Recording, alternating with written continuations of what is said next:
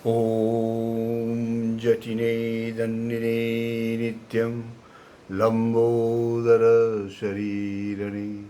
कमण्डलो निःसङ्घाय तस्मै ब्रह्मात्मने नमः। ॐ हरि ओम हरि ओम हरि ओम। गुरु ओम गुरु ओम गुरु ओम। भक्तगण सादर प्रणाम। आज के चर्चा का विषय है गोस्वामी जी जब कुंभ मेला में वास कर रहे थे तो उस समय कुछ साधुओं ने यह उठाया कि गोस्वामी जी को मेले में रहने देना उचित है या अनुचित, क्योंकि गोस्वामी जी अपने परिवार के साथ रहते थे और वे सन्यासी भी थे। इन सभी कारणों से नाराज़गी बढ़ी। अन्य संप्रदायों में महात्माओं के साथ संसार त्यागी साधु या ब्रह्मचारी लोग ही रहते हैं, पर गोस्वामी जी के साथ उनके पुत्र कन्या जामाता दौहित्र और गृहस्थ लोग रहते थे। इस पर कुछ लोगों ने आपत्ति किया। इसके पूर्व कुंभ मेले में किसी बंगाली महात्मा ने वैष्णव या सन्यासी संप्रदाय के बीच छावनी नहीं डाली थी। पता नहीं ये किस संप्रदाय के हैं। इस प्रकार के वाद भी उठने लगे। स्वामी अमरेश्वरानंदपुरी जी ने कहा, शास्त्र में गेरुआ वैष्णव लोग धारण कर सकते हैं, इसका विधान है। रुद्राक्ष धारण करना भी वैष्णव लोगों का कर्तव्य है। श्री चैतन्य और श्री नित्यानंद 400 वर्ष पूर्व नवद्वीप में अवतीर्ण हुए थे। शास्त्रों में इसका वर्णन है। बंगाल में लोग गौर निताई को कृष्ण बलराम का अवतार मानते हैं। मैं शास्त्र अध्ययन करते समय नवद्वीप काफ़ी दिनों तक रहा। महाप्रभु स्वयं सन्यासी थे। वे गेरुआ वस्त्र धारण करते थे। इनके परिवर्तित संप्रदाय कई स्थान पर दिखाई पड़ते हैं।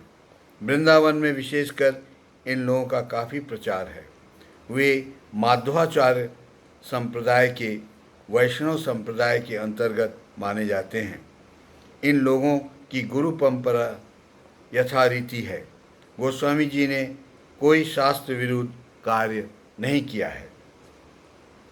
ब्रज विदेही श्री रामदास कठियादास बाबा जी ने कहा, इन गौड़ी बाबा की तरह समर्थवान महात्मा मुझे आज तक नहीं दिखा। ये एक यथावर्थ महात्मा हैं, पूर्ण सिद्ध हैं। पुत्र कन्या आदि के साथ में रहने पर भी इनकी लेश मात्र भी हानि नहीं होगी। महादेव जी ने विष पान कर उसे पचाया था। ये भी उन्हें इसी तरह समर्थ महात्मा है। ये सब कुछ कर सकते हैं। इनके लिए कुछ भी विधि निषेध नहीं है। इनके ललाट पर हमेशा धक धक धक आग जलती रहती है। आग में जो भी गिरता है वो सब भस्म हो जाता है। जैसा प्रेमिक है वैसा सामर्थ्यवान है। आप लोग क्या कह रहे हैं? इस तरह एक आसन पर हमेशा बैठे रहो जरा, शरीर खान खान नष्ट हो जाएगा। वैष्णव के बीच रहने से इनमें वैष्णव जनों का मान बढ़ा है। यह उनका सौभाग्य है। सन्यासियों में प्रधान स्वामी भोलानंद जी गिरी महाराज ने कहा, पुत्र कन्या तथा स्त्री लोगों के साथ रहना सन्यासियों के लिए वर्जित है। यह साधारण विधि है, पर जीवन मुक्त महात्मा विधि निषेध से परे हैं। उनका सत्संग कर मैंने जान लिया है कि वे साक्षात सदाशिव आशुतोष हैं।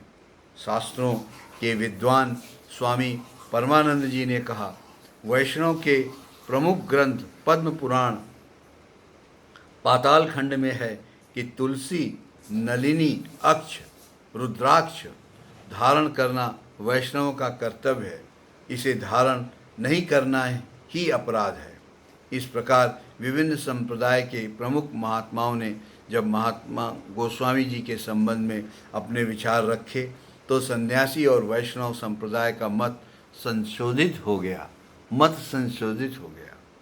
इस सभा के बाद से गोस्वामी जी की ख्याति बढ़ गई। जो लोग उन्हें नहीं जानते थे वे भी उनके पास सत्संग के लिए आने लगे। उस समय गोस्वामी जी ने अपना परिचय स्वामी अच्युतानंद सरस्वती संन्यास के समय प्रदत्त नाम श्रृंगेरी मठ दिया था। वैष्णव संप्रदायों को उन्होंने अपना परिचय 4 वैष्णव संप्रदाय में श्री माधवाचार्य संप्रदाय के सिद्धांतों का अनुयायी यह कहकर दिया था। श्री चैतन्य महाप्रभु भी सन्यासी थे।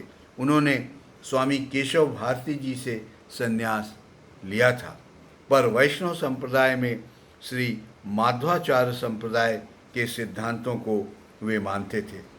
भारतवर्ष में ब्रह्मचर्य, गृहस्थ, वानप्रस्थ और संन्यास इन 4 आश्रमों की व्यवस्था अति प्राचीन काल से चली आ रही है।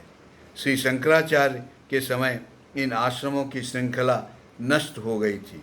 उन्होंने इस चतुर्थ आश्रम संन्यास की एक विशेष रूपरेखा तैयार की। पुरी, द्वारका, रामेश्वर, बद्रीनाथ इन 4 प्रमुख धामों से संलग्न गोवर्धन मठ, शारदा पीठ, श्रृंगेरी मठ और ज्योतिर्मठ के अंतर्गत उन्होंने 10 नामी सन्यासी संप्रदाय को विभक्त किया था। तभी से सन्यासी संप्रदाय शंकराचार्य परिवर्तित संन्यास के नियमों का पालन करता चला आ रहा है। यहाँ एक तथ्य विशेष ध्यान देने योग्य है कि संन्यास के समय शंकराचार्य प्रवर्तित विधि को मानते हुए संन्यास लेकर अपनी अन्य व्यक्तिगत साधना भी की जा सकती है। इसी कारण देखा जाता है कि श्री चैतन्य महाप्रभु, श्री रामकृष्ण देव, गोस्वामी जी आदि महापुरुषों ने शंकराचार्य प्रवर्तित 10 नामी संप्रदाय में रहते हुए भी व्यक्तिगत रूप से इन्होंने अन्य साधना भी की। इन्होंने युगानुकूल आवश्यक साधना पद्धति को सर्वसाधारण में प्रचलित किया। आइए अब हम सब मिलकर हरिनाम कीर्तन करते हैं और आनंद प्राप्त करते हैं। श्री राम जय जय राम, श्री राम जय जय राम, श्री राम जय जय राम, श्री राम जय जय राम, श्री राम जय जय राम, श्री राम जय जय राम, श्री राम जय जय राम,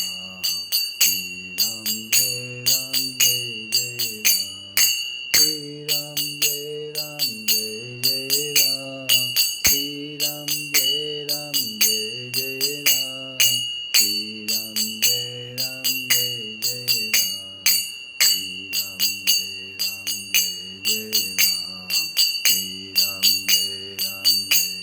राम।